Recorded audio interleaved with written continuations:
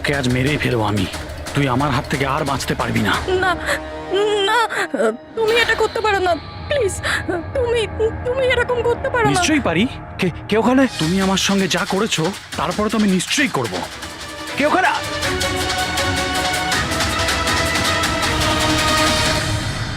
বাঁচাও বাঁচাও, please please help, বাঁচাও। তুমি এটা করতে পারো না, প্লিজ। কেউ আছো? কেউ আছো? বাঁচাও, please please help, please please বাঁচাও। ওখানে কে আছে? প্লিজ হেল্প হেল্প, কেউ বাঁচাও আমাকে, প্লিজ। কেউ আছো? কেউ আছো? প্লিজ বাঁচাও আমাকে, প্লিজ হেল্প, কেউ আছো? শোনো শোনো, প্লিজ, লেগে যাবে আমার। এই কি করছো? এই তোমার হাতে ওটা কি? তুই নিজের কাজ কর। এই দেবো তোকে টাকা। ভাই তুমি এটা কি করছো? তোর মতো মেয়েরা না আমার কাছে ছাড়ো ওকে। ছেড়ে দাও বললাম না, সর এখান থেকে। গামছা লেগে যায় বলছি। গামছা।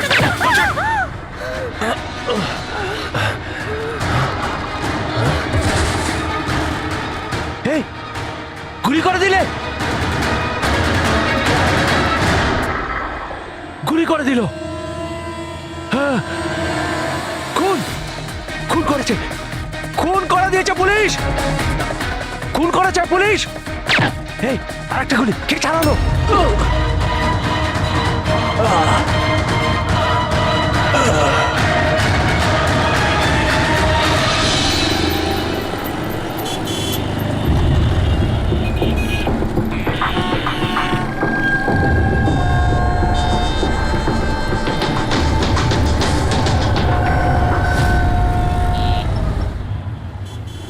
মাফ করবেন, খুন আপনি দেখেছেন? কিন্তু আপনি দেখলেন কি করে?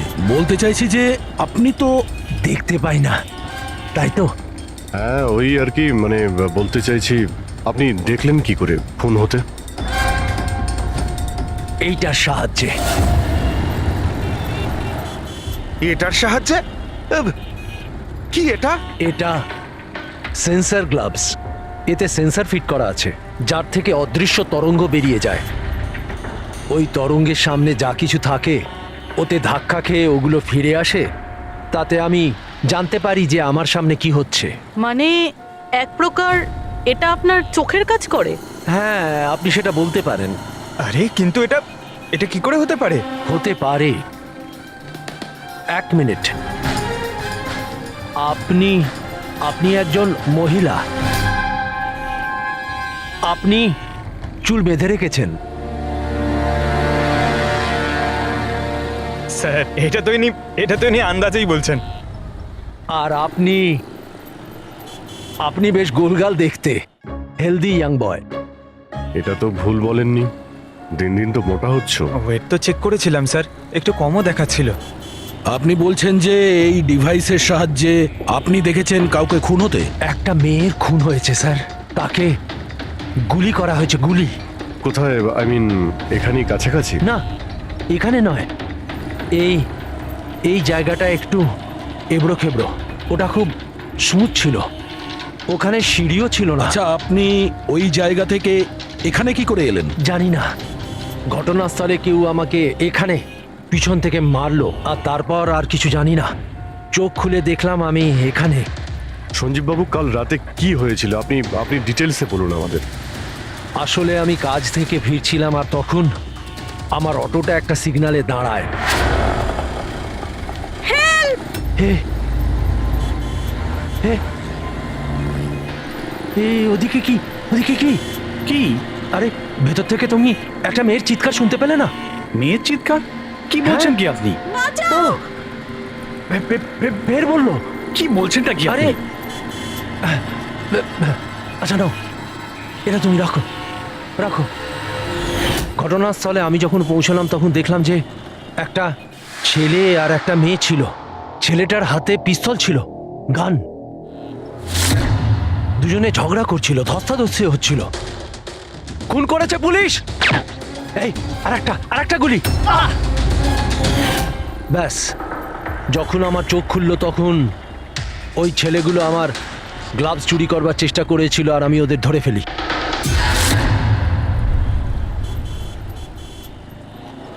আর আপনি অজ্ঞান হয়ে যাওয়ার পরে খুনি আপনাকে এখানে নিয়ে এসছে আর এখানে ফেলে পালিয়ে গেছে। হ্যাঁ, হতে পারে। আচ্ছা, ওই জায়গাটা কোথায় যেখানে মেয়েটার গুলি লেগেছিল? না স্যার, আমি জানি না। আচ্ছা, আন্ধারিতে ওই অটো যে সিগন্যালে দাঁড়িয়েছিল, যেখানে আপনি মেয়েটার চিৎকার শুনেছিলেন, সেই জায়গাটা জানেন আপনি? মনে আছে? আই অ্যাম সরি, আমি এ ব্যাপারে আপনাদের হেল্প করতে পারবো না। ইটস ওকে, ইটস ওকে, আপনি চিন্তা করবেন না, আমরা ওই জায়গাটার খোঁজ নিয়ে নেব। কিন্তু কি করে? ওই অটো ড্রাইভারকে জিজ্ঞাসা করব। এত বড় শহরে ওই ড্রাইভারকে আপনি কোথায় খুঁজে পাবেন স্যার? পেয়ে যাব। ওদের নেটওয়ার্ক খুবই ফাস্ট, সারা শহরে ছড়িয়ে আছে, পেয়ে যাব।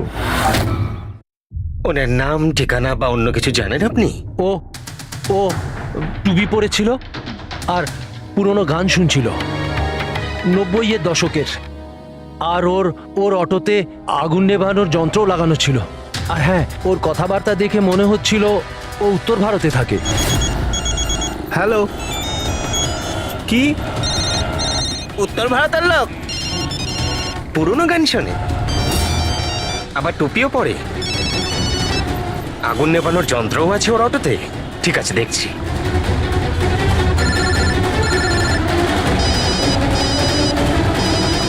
হ্যালো। হ্যালো রাজু, হ্যাঁ ভাই। সিআইডি অফিসারেরা একজন অটো চালককে খুঁজছে যে টুপি পরে আর ওর গাড়িতে নাকি একটা আগুন নেভানোর যন্ত্র লাগানো আছে। টুপি ঋষিত হবে ভাই। হ্যাঁ রাজু, বল। ঋষিত, কাল রাতে কি আন্ধেরির কোনো সিগন্যালে ছিলিস? হ্যাঁ ছিলাম তো, বল। ওখানে কোনো প্যাসেঞ্জার নেমেছিল নাকি? হ্যাঁ, কিন্তু ও তো অন্ধ ছিল। কি হয়েছে নাকি বল? আরে ওর সাথে একটা দুর্ঘটনা ঘটে গেছে। সিআইডির লোকেদেরকে নিয়ে এসেছে, তোর সাথে দেখা করতে চায়। সিআইডি? সঞ্জীব বাবু, দেখে বলুন তো যে এই অটোওয়ালা কিনা। মনে পড়ছে কিছু আপনার? হ্যাঁ স্যার, ইনিই তো ছিলেন। হ্যাঁ, এই ছেলেটা। স্যার, আমি কিছু করিনি স্যার, আমি কোনো চিৎকার শুনিনি স্যার। হ্যাঁ স্যার, ইনি চিৎকার শুনেছিলেন, কিন্তু আমার স্ত্রী অসুস্থ ছিল, আমার হসপিটাল যাওয়ার ছিল, তাই আমি ওনাকে ছেড়ে চলে গেছি। আরে ভয় পেও না, তোমায় কেউ কিচ্ছু বলবে না। তুমি বলো এই লোকটাকে তুমি কোথায় নামিয়েছিলে? এই তো এই সিগন্যালে ছেড়েছি স্যার। তারপর ওই সিগন্যাল থেকে কোন দিকে গিয়েছিলেন উনি? এই সামনের গলিটার মধ্যে স্যার। ঠিক আছে, তুমি যাও। Thank you very much, thank you. আসুন। আসুন সঞ্জীব বাবু। অটোওয়ালা আপনাকে এই গলির মধ্যে আসতে দেখেছিল। এখানে দুটো রাস্তা আছে, একটা এটা আর একটা ওটা।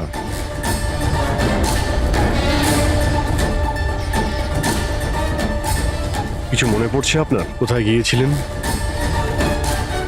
সঞ্জীব বাবু, একটু মনে করে বলুন যে আপনি এর মধ্যে কোন গলিতে গেছিলেন?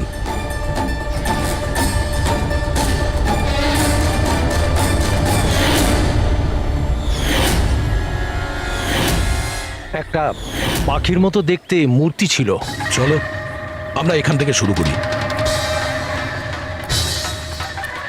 সামনে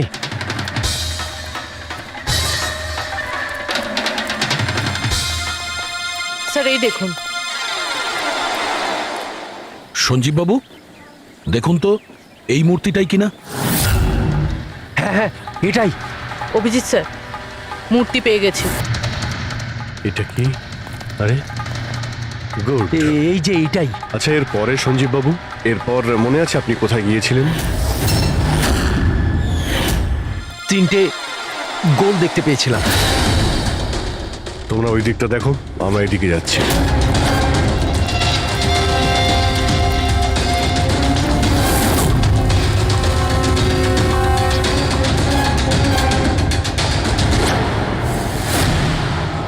স্যার,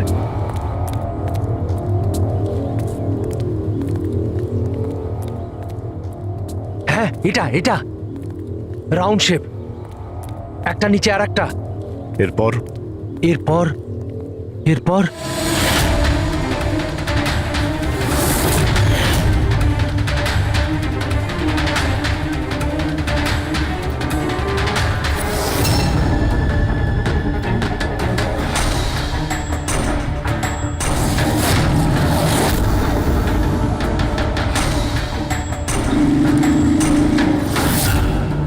এদিকে এদিকে, এই যে। সাবধানে। আরে স্যার, ঘুরে ফিরে সেখানেই চলে এলাম যেখান থেকে শুরু করেছিলাম। আরে সেই জন্যই তো উনি চিৎকার শুনতে পেয়েছিলেন।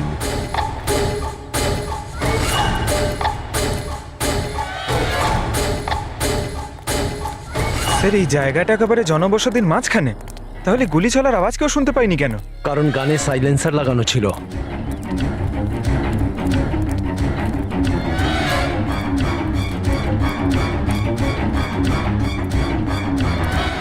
আসুন, একটা স্টেপ আছে, সাবধানে।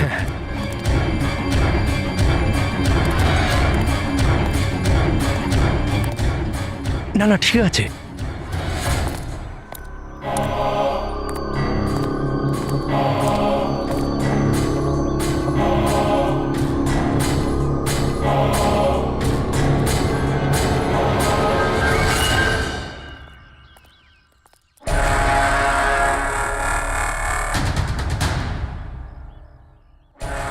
কি হলো? আপনারা দাঁড়িয়ে পড়লেন কেন? কি আছে? লাশ পেলেন? সঞ্জীব বাবু, আপনি বলেছিলেন গুলিটা কোনো মেয়ের লেগেছিল। হ্যাঁ হ্যাঁ, মেয়ের গায়ে লেগেছিল। আমি তাকে ছুঁয়ে দেখেছিলাম। ওর গুলি লেগেছিল, রক্ত বেরোচ্ছিল। কেন বলুন, কি হয়েছে? লাশ এখানে আছে, কিন্তু কোনো মেয়ের নয়, কোনো ছেলের। কি?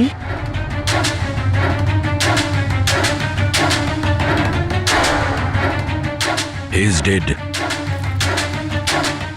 মনে হচ্ছে সেই যে ওই মেয়েটাকে মারার চেষ্টা করেছিল। স্যার, ওনার কথা অনুযায়ী এখানে দুটো গুলি চলেছিল।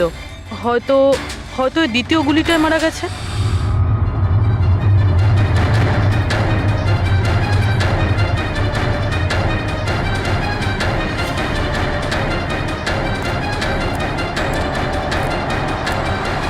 স্যার, স্যার এখানেও তো রক্ত পড়ে আছে।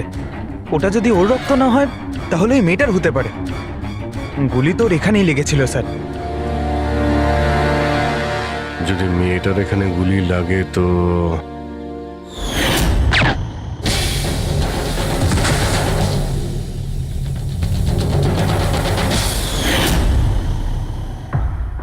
আপনি বললেন যে আপনার মাথায় পিছন থেকে কেউ মেরেছিল, তো সেটা দ্বিতীয় গুলি চলার পরে আপনার লেগেছিল নাকি সেটা চলার আগে? না না, দ্বিতীয় গুলিটার পর মেরেছে। স্যার কি হচ্ছে এসব? কিছু বুঝতেই পারছি না। স্যার, রক্ত তো অনেক বেরিয়েছে। ওই মেয়েটা নিশ্চয়ই আহত। স্যার, না তো কোনো মোবাইল পেয়েছে, না ওয়ালেট, কোনো আইডেন্টিফিকেশন নেই। আর স্যার, ওর হাত আর আঙুলে যে চিহ্ন আছে সেগুলো দেখে মনে হচ্ছে কেউ যেন ঘড়ি আর আংটি চুরি করে নিয়েছে। আচ্ছা, এদের দুজনকে ছিনতাইয়ের উদ্দেশ্যে মারেনি তো? আগে এটা খোঁজ নিতে হবে যে মেয়েটা কোথায়। যদি আহত হয় কোনো হসপিটালে থাকবে, আর যদি মারা যায় তাহলে খুনি ও লাশ গুম করার চেষ্টায় রয়েছে। মিসিং পারসন ব্যুরোতে খোঁজ নিয়ে দেখো তো এর ব্যাপারে কিছু জানতে পারা যায় কিনা। বস, ক্রাইম স্পটে ওই জায়গাতে মাটির ওপর যে রক্ত পাওয়া গেছিল, ডিএনএ টেস্ট অনুসারে ওই রক্তটা কোনো মেয়ের। আসলে এই মেয়েটা ওই সময় ওখানে উপস্থিত ছিল না যখন তোমরা গেছিলে, কিন্তু ক্রাইম যখন হয়েছিল তখন ওই মেয়েটা নিশ্চয়ই ওখানে ছিল। আর স্যার, দুর্ঘটনার সময় রাত 11টা থেকে 1টার মধ্যে। ঠিকই তো আছে, সঞ্জীবও তো ওই সময় ছিল 11:30 নাগাদ। হ্যাঁ স্যার, আর সঞ্জীব বাবুকে অজ্ঞান অবস্থায় সেখানে রেখে দেয় যেখান থেকে আমরা ওনাকে পাই। আরও একটা কথা স্যার, দুটো গুলি চলেছিল। মেয়েটার গুলি লেগেছিল আর ও ওখানেই অজ্ঞান হয়ে পড়ে গেছিল সঞ্জীব বাবুর কাছেই। তারপরে স্যার দ্বিতীয় গুলিটা করা হয়েছিল যেটা ছেলেটার লেগেছিল। তার মানে সঞ্জীব বাবু ছাড়াও ওখানে আর কেউ ছিল যে ওই আহত মেয়েটাকে ওখান থেকে নিয়ে গিয়েছিল আর সঞ্জীব বাবুকে ওই ফুটপাতে ফেলে গেছিল। স্যার, আমি আশেপাশের এলাকায় খোঁজ নিয়েছি। ওখানে কেউই কোনো ছেলে এবং মেয়েকে আসতে বা কোনো আহত মেয়েকে ওখান থেকে যেতে দেখেনি। আচ্ছা, সালুকে একটা কথা বলো, যদি খুনি সঞ্জীবকে ক্রাইম সিন থেকে তুলে নিয়ে গিয়ে ওখানে যেখানে আমরা ওকে পাই, তাহলে হতে পারে ওই লোকটার কোনো ট্রেসেস সঞ্জীবের পোশাকে আছে। খোঁজ নিতে পারবে কে ছিল সে? অবশ্যই খোঁজ দিতে পারবো। তাহলে খোঁজ নাও।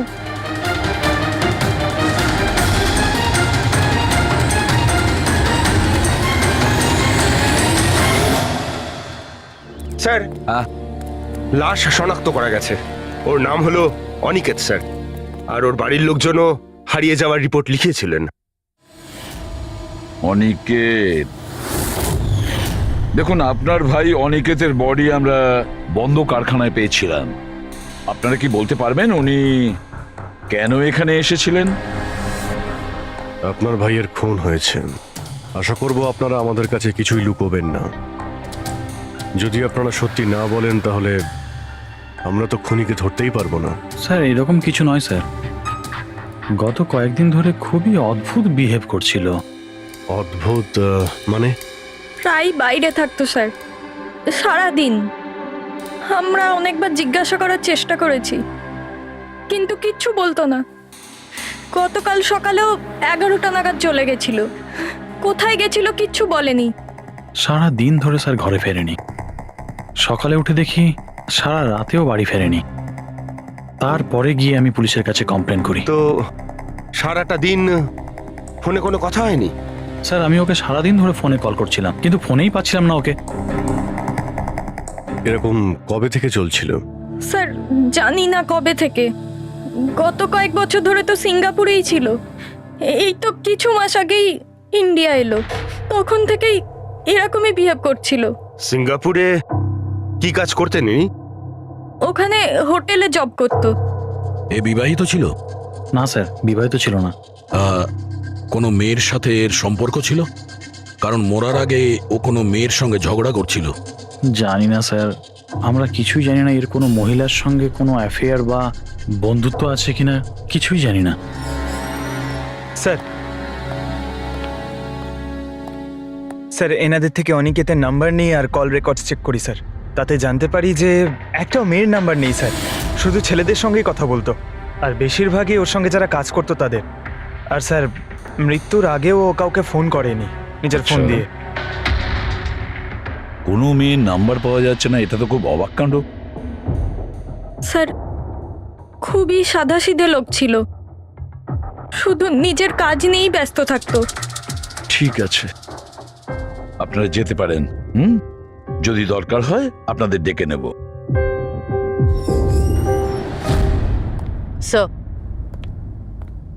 স্যার কালকে কারখানায় যাওয়ার আগেই অনিকেত সারা দিন একই জায়গায় ছিল।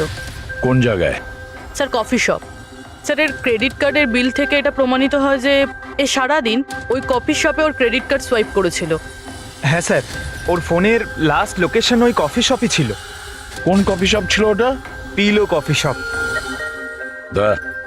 যাও ওই পিলো কফি শপে আর খোঁজ নাও ও সারাদিন বসে কি করছিল। স্যার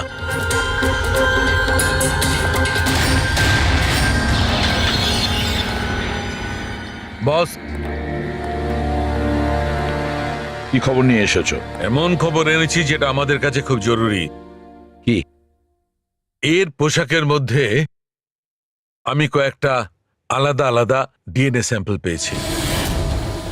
কিছু মানে? কিছু মানে 5 জন লোকের ডিএনএ স্যাম্পল পেয়েছি। 5? হ্যাঁ 5, আর এই 5 জনই মেয়ে। আর সঞ্জীবের জামা কাপড় থেকে আমরা 2 ধরনের ডিএনএ পেয়েছি, আর এই দুটো স্যাম্পল অনিকেতের জামা কাপড় থেকে পাওয়া স্যাম্পলের সঙ্গে ম্যাচ করে গেছে। মানে 5 জনের মধ্যে 2 জন যারা অনিকেতকে ছুঁয়েছিল, ওরা আবার সঞ্জীব বাবুকেও ছুঁয়েছিল। তার মানে অভিজিৎ এই পুরো কাজটা দুটো মেয়েই করেছে।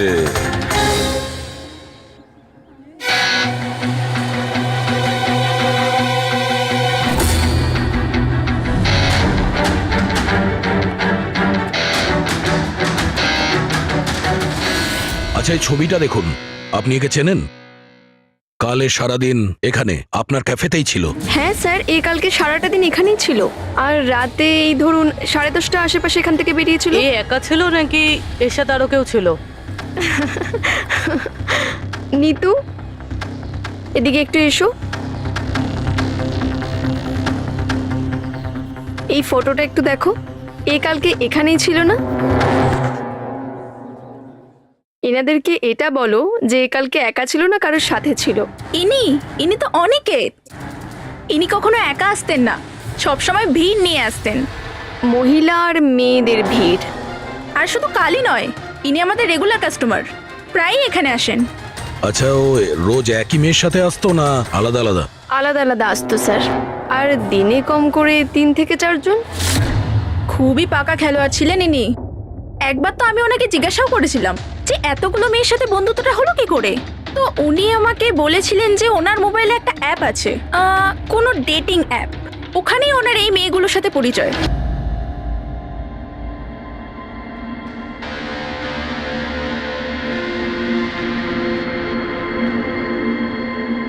কিছু জানতে পেরেছো? হ্যাঁ স্যার, অনিকেতের ডেটিং অ্যাপের ব্যাপারে জানা গেছে। ওই অ্যাপটার নাম ম্যাচ আপ। Match up? এটা দুজনের সাথে বিয়ে দেওয়ার কোনো অ্যাপ নয় তো? হ্যাঁ স্যার, ওই রকমই কিছু। কিন্তু অনিকেত এই অ্যাপের ভুল ব্যবহার করেছে। ও এই অ্যাপের সাহায্যে এতগুলো মেয়ের সঙ্গে কন্ট্যাক্ট করেছে স্যার, আর ওদের সঙ্গে বন্ধুত্ব করেছে। আর মনে হচ্ছে বিয়েও কাউকেই করতে চায়নি, শুধুমাত্র টাইম পাস করছিল। এই অ্যাপে শুধুমাত্র চ্যাটিংই হয়, আর কারো নাম্বার এই অ্যাপে শো করে না স্যার। স্যার, আমরা অ্যাপ ডেভেলপ কোম্পানি থেকে 4টে মেয়ের ব্যাপারে খোঁজ নিয়েছি। অনিকেত যাদের খুব টাচে ছিল, ইনফ্যাক্ট মার্ডার হওয়ার দিনও ওদের সঙ্গেও ক্যাফেতে দেখা করেছিল। পুরবি কথা বলছে। প্রথম মেয়েটা হলো মোনা। হ্যাঁ, আমি দেখা করেছিলাম ওনার সাথে কফি শপে এই 4টে নাগাদ। কফি খেয়েছিলাম আর একটু কথাও বলেছিলাম আমরা। তারপর আমাকে বেরোতে হলো, আমার কিছু আর্জেন্ট কাজ ছিল। স্যার, এ বলছে যে কফি শপের পরে ও বিউটি পার্লারে গিয়েছিল, আর ওখান থেকে একটা মুভির প্রিমিয়ারে। দ্বিতীয় জন হলো রূপালী। তাহলে বলো, তোমার কি বক্তব্য? ও অনেক দিন ধরে আমার পিছনে পড়েছিল, খালি বলতো দেখা করো দেখা করো। ভীষণই বোরিং ছিল, আই টেল ইউ। ওর সাথে 1 কাপ কফি যে আমি কিভাবে খেয়েছি, আর কফিটা শেষ হওয়ার সাথে সাথেই আমি ওখান থেকে বেরিয়ে গেছি। ও বলেছিল স্যার ও অনিকেতের সঙ্গে 6টার সময় দেখা করেছিল, আর তারপরও ফ্যামিলি ফাংশন অ্যাটেন্ড করতে আন্ধেরি গিয়েছিল। আর তৃতীয় অঞ্জু স্যার। ওর সাথে তো সময়টা বুঝতেই পারিনি। কত ভালো ভালো কথা বলতো, আপনি জানেন আমরা সেদিন কত কথা বললাম। হঠাৎ করে ও বললো ওকে কোথাও যেতে হবে। আমরা ডিসাইড করলাম যে আমরা আবার দেখা করব, আর তারপর চলে গেল। এই মেয়েটা কফি শপ থেকে বাইরে বেরই হয়নি। এর স্টেটমেন্ট অনুযায়ী ও কফি শপেই বসেছিল কফি শপ বন্ধ হওয়া পর্যন্ত, 12টা অবধি। স্যার, এদের স্টেটমেন্ট আমরা ক্রস চেক করেছি, ঠিকই বলছে। স্যার, সঞ্জীববাবু বলছেন কোনো মেয়ের গুলি লেগেছিল।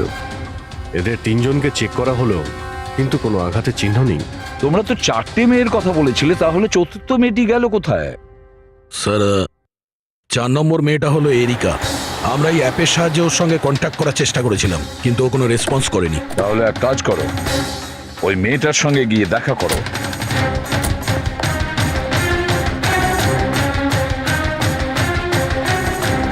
রজত, তাড়াতাড়ি রেডি হও। আর কত সময় নেবে? এতটা সময় তো মেয়েরাও নেয় না। আসছি বাবা, জাস্ট 2 মিনিট। Excuse me. হ্যাঁ বলুন, কাকে চাই? এরিকা। হ্যাঁ আমি, কিন্তু আপনারা? সিআইডি। সিআইডি? এসব কি? হ্যাঁ, কি হয়েছে স্যার? স্যার, কোনো প্রবলেম হয়েছে? আপনাকে আমরা মেসেজও করেছিলাম ম্যাচ আপ অ্যাপ থেকে। আপনাকে সিআইডি ব্যুরোতে আসতে বলেছিলাম, আপনি আসেননি, তো আমাদের আসতে হলো। Match up app? এটা কি? Dating app. Dating app? তুমি এই ডেটিং অ্যাপে কি করছো? হ্যাঁ শোনো, ওনাদের কোনো ভুল হচ্ছে, আমি কোনো ডেটিং অ্যাপে নেই। সেটা কিভাবে হতে পারে? আপনার প্রোফাইল আছে, আপনার ডিসপ্লে পিকচার রয়েছে। শুনুন, আমি একজন বিবাহিতা, আমি কোনো ম্যারেজ সাইট বা ডেটিং অ্যাপে নেই। ইনি আমার হাজব্যান্ড রজত, আর আমি ওনার সাথে বিয়ে করে খুব হ্যাপি। আমার এসব করার কোনো প্রয়োজন নেই। ম্যাডাম, আপনি যদি সত্যি বলেন তাহলে এটা কি? আপনার প্রোফাইলে এই ডেটিং অ্যাপে কি করে? দেখুন, আমি সত্যি বলছি, আমি জানি না এটা কি। আমি এরকম কোনো প্রোফাইলই বানাইনি। তো আপনি এটা বলতে চাইছেন যে আপনার নামে কেউ ফেক আইডি বানিয়েছে? আচ্ছা, আপনি কোনো অনিকেত নামে কাউকে চেনেন? অনিকেত? এই লোকটা? না স্যার, আমি একে চিনি না। স্যার, কি করছেন আপনারা? কেন আমাদেরকে ডেকেছেন? আমরা আপনাদের বলিনি, কিন্তু অনিকেত, যার সঙ্গে আপনারা কফি শপে দেখা করেছিলেন, ওর খুন হয়ে গেছে ওই রাতেই। কিন্তু স্যার, আমরা ওকে কেন মারবো? আমরা তো ওকে ঠিকমতো চিনতামই না। ইনফ্যাক্ট এই ঘটনার কিছুদিন আগে তো ওর সাথে চ্যাট হয়েছিল আমার অ্যাপে। হ্যাঁ, আর ওই দিনই তো আমি প্রথমবার দেখা করেছিলাম ওর সাথে। আর আমার সাথে তো ওর সেরকম কোনো শত্রুতাও ছিল না। আর আমি তো ওই অ্যাপেই নেই, এমনকি আমি ওকে চিনিও না। ওই অ্যাপের প্রোফাইলে আপনার পার্সোনাল পিকচার ছিল, সেই পিকচার আপনার ফোন থেকেই নেওয়া হয়েছিল। কোনো স্ট্রেঞ্জারের কাছে আপনার ছবি কিভাবে আসবে? ম্যাম, আমি জানি না আমার ছবি কিভাবে ওর কাছে গেল। আমার ফোন কিছুদিন আগে হারিয়ে গিয়েছিল। ফোন চুরি হয়ে গেছে? কোথায়?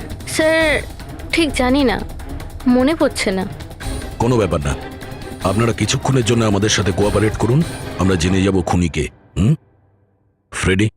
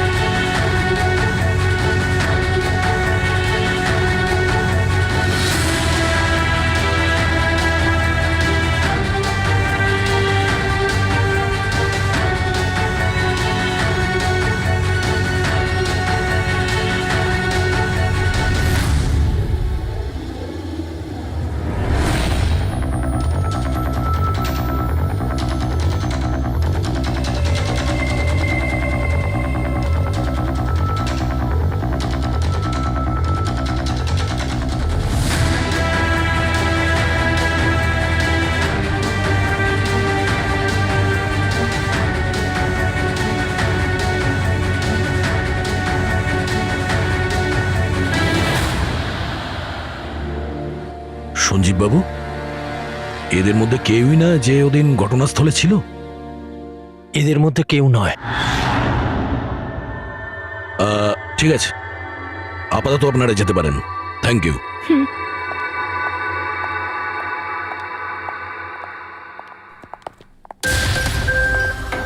না স্যার, এদের মধ্যে তো কেউ না। স্যার বাকি তিনজনের মতন ওরও কোনো চোট নেই, কিন্তু কিন্তু ওই মেয়েটার আঘাত ছিল, চলার অবস্থাই ছিল না। কিন্তু সালুকে যে আমাকে বলল ও সঞ্জীবের পোশাকে যে ডিএনএ টেস্ট করেছিল তাতে তো দুটো মহিলার ট্রেসেস পাওয়া গেছে। ঠিক আছে, কিন্তু একজন আহত হতে পারে, আরেকজন সেও তো ওই চারজনের মধ্যে একজন হতে পারে। স্যার এই চারজনের জল খাওয়ার গ্লাসগুলো ফরেন্সিকে পাঠিয়ে দিয়েছি, রিপোর্ট আসবে। স্যার, হ্যাঁ স্যার ওই দুটো মেয়ের ডিএনএ এই চারজনের সঙ্গে ম্যাচ করেনি। কি ম্যাচ হচ্ছে না? তাহলে মেয়ে দুটোকে পাবো কি করে? এক মিনিট। কি হলো সঞ্জীব?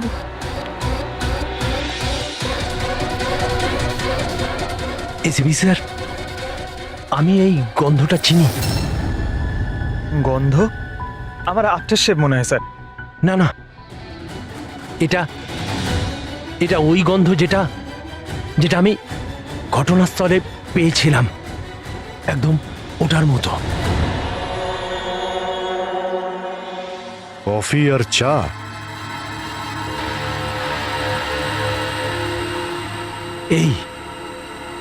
এই গন্ধটা ঘটনাস্থলে, এই গন্ধটাই ছিল।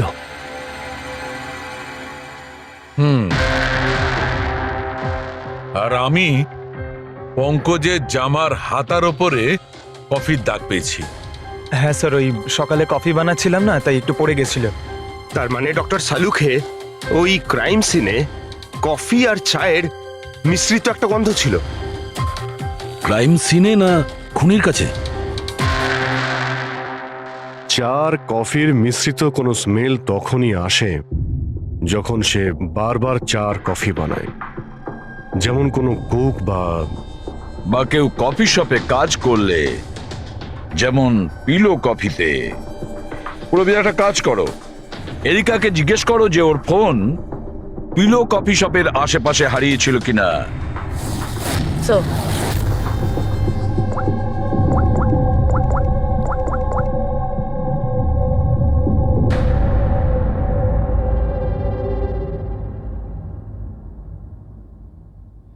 স্যার হ্যাঁ স্যার ওনার ফোন ওখানেই হারিয়েছিল, ওই কফি শপে।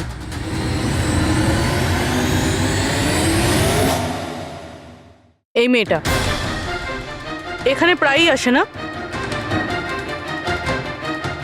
হ্যাঁ, এনাকে দেখেছি তো এখানে। এর ফোনটা হারিয়ে গেছে। তো এর ফোনটা যখন হারিয়েছিল, এখানে ডিউটিতে কে ছিল?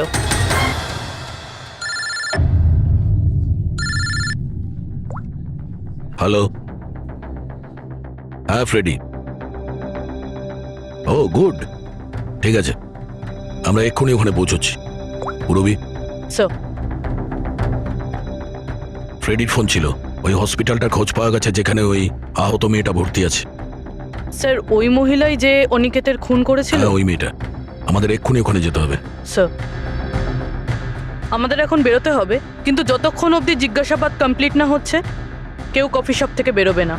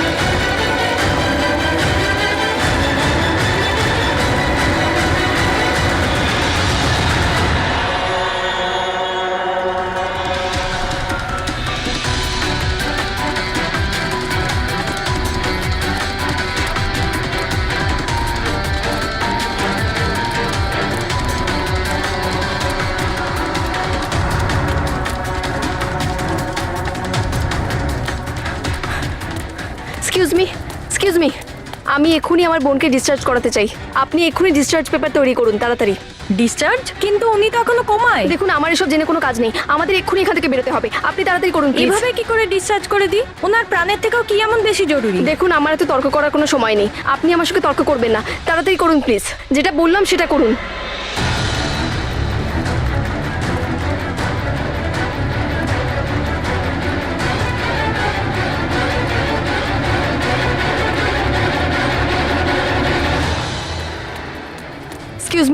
এক্সকিউজ মি, আমার দিদি স্বপ্নাকে এক্ষুনি ডিসচার্জ করাতে হবে, এক্ষুনি। ওর বিলের টোটাল অ্যামাউন্টটা বলবেন প্লিজ। Excuse me. মনে হয় খুব তাড়া আছে তোমার।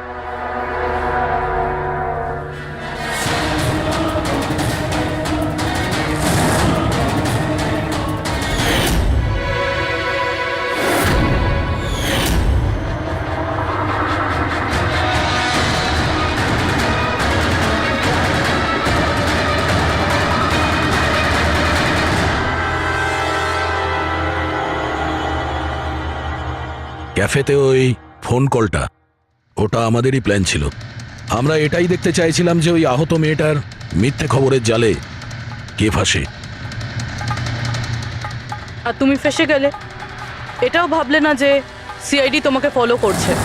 তুমি নিজেই আমাদের এখানে নিয়ে এসেছো, আর তাই পালিয়ে কোনো লাভ নেই। সেই জন্য তোমার জন্য এটাই ভালো হবে, নিজের অপরাধ স্বীকার করে নাও।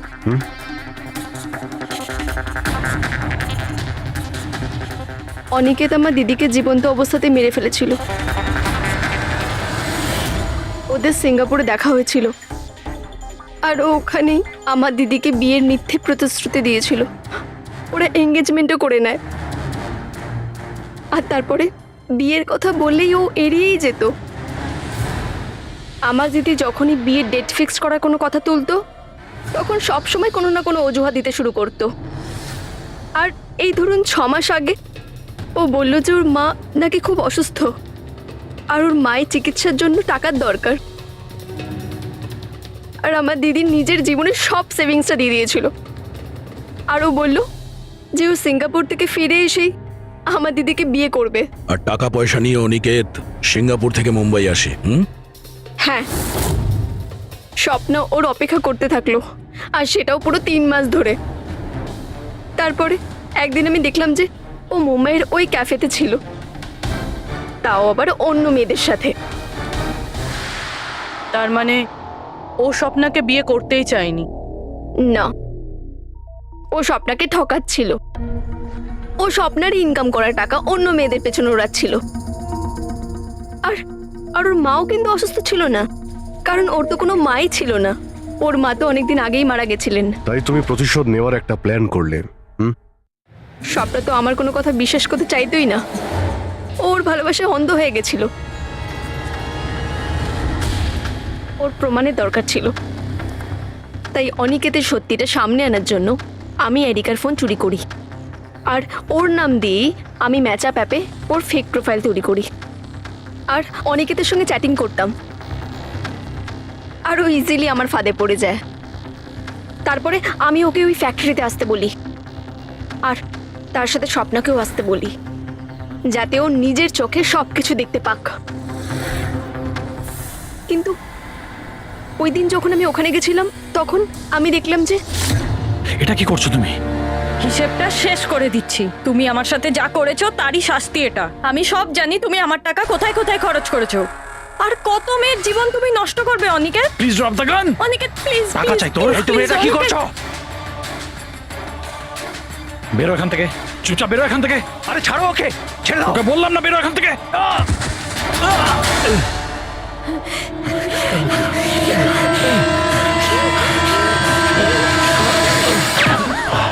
এই, গুলি করে দিলে, গুলি করে দিল। হ্যাঁ, খুন খুন করে দিয়েছে পুলিশ। এই, আরেকটা গুলি কে চালালো? আরেকটা গুলি চালিয়েছে পুলিশ।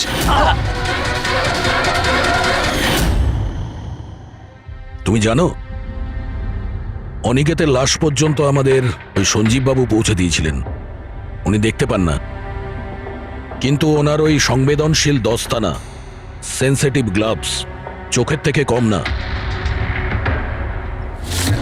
প্রতিশোধ নেওয়ার জন্য তুমি অনিকেতকে খুনই করে দিলে, কিন্তু এখন তো সারা জীবন জেলেই কাটবে। আর তোমার বোন স্বপ্না, যার জন্য তুমি এই সব করলে, সে তো আগে থেকেই কোমাতে রয়েছে। আর যেদিনও কোমা থেকে ঠিক হবে, সেদিন তোমার কাছেই যাবে, জেলের গরাদের পিছনে।